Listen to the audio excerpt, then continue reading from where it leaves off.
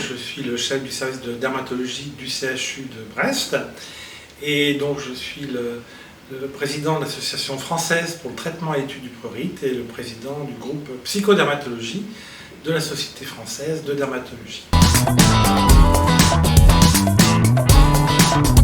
Alors les maladies dermatologiques sont des maladies qui se voient et donc c'est particulièrement difficile à vivre pour l'estime de soi, pour les relations avec les autres et donc il y a très facilement des conséquences sur la santé mentale avec par exemple une anxiété ou une dépression qui sont très fréquentes au cours des maladies dermatologiques.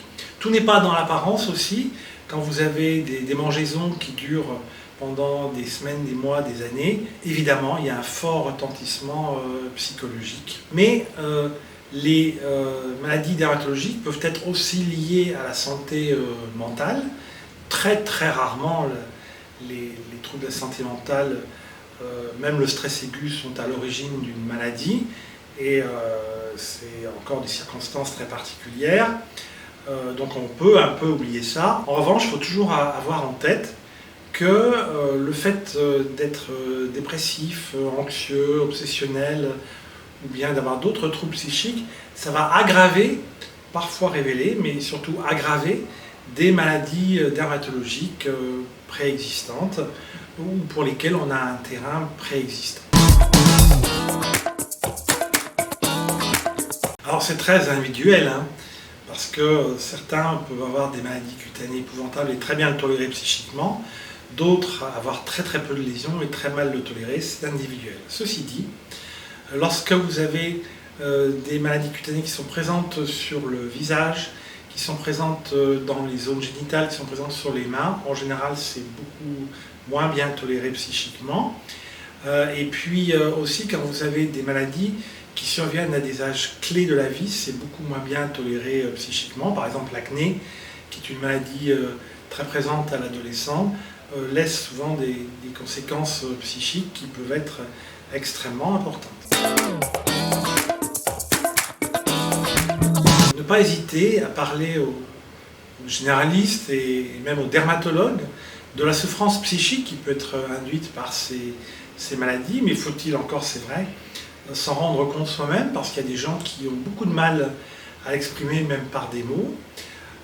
Disons que quand on dort mal, quand on n'a pas envie d'avoir des activités, surtout si c'était des activités qu'on aimait autrefois, quand on n'a pas envie de voir les autres, quand on n'a pas envie de sortir, quand on se sent triste, quand on se sent inquiet pour pas grand-chose, et quand on a des idées noires, des idées suicidaires, eh ben c'est pas normal. Et donc, ça peut être en rapport avec les maladies cutanées ou pas. En tous les cas, les maladies cutanées vont être une cause possible. Donc, il ne faut pas hésiter à en parler à son dermatologue. C'est particulièrement important pour qu'il puisse comprendre quel était l'état de souffrance psychique et aussi parfois proposer des solutions. Alors c'est pas si facile d'accompagner les patients parce que ça peut prendre du temps. Une bonne relation entre le médecin et le patient est extrêmement importante et même dans une consultation de 10 minutes, on peut échanger sur des choses qui sont capitales, qui ne se limitent pas à dire est-ce que ma peau est plus ou moins jolie, mais on peut parler aussi des conséquences sur la vie psychique, sur les activités de loisirs, sur le sport, etc.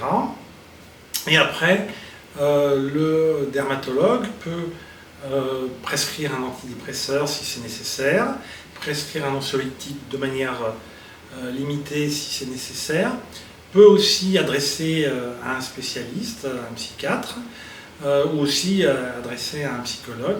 Le psychiatre et le psychologue étant aussi capables de proposer éventuellement des psychothérapies ou au moins d'avoir une première consultation, parce qu'il y a différents types de psychothérapie qui peuvent ensuite ou pas convenir aux patients. En tous les cas, il ne faut pas rester avec une souffrance psychique sans en parler, pour qu'on puisse au moins voir avec le dermatologue quelles solutions peuvent être proposées.